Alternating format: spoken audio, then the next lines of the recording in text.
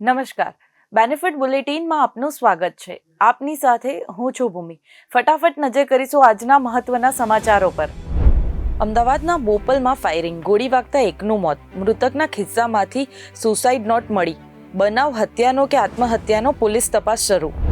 ઉત્તરાખંડના ધરાલીમાં વાદળ ફાટવાથી ખીરગંગા ગામ ધોવાઈ ગયું. આ ઘટના મંગળવારે બપોરે 1:45 વાગે બની હતી. પૂર અને કાટમાળમાં ઘણા ઘરો દબાઈ ગયા છે. ઉત્તરકાશીના ડીએમ પ્રશાંત આર્યએ જણાવ્યું કે અત્યાર સુધીમાં 4 લોકોના મોત થયા છે. 50થી વધુ લોકો ગુમ થયા છે, જેમાં 11 સૈનિકો ગુમ થયા હોવાની આશંકા.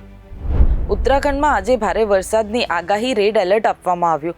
ઉત્તરાખંડ બાગેશ્વર, કોટદ્વાર સહિત ઘણા વિસ્તારોમાં ભારે વરસાદ ચાલુ. કેદારનાથ યાત્રા મોકૂફ.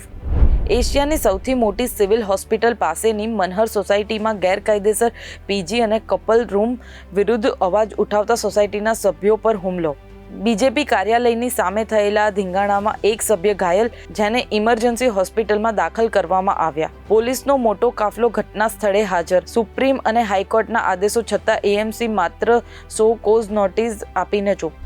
અમદાવાદમાં પાણીજન્ય રોગના કેસમાં વધારો નોંધાયો. ઝાડા ઉલટીના 789 તથા ટાઇફોઇડના 615 કેસ નોંધાયા છે.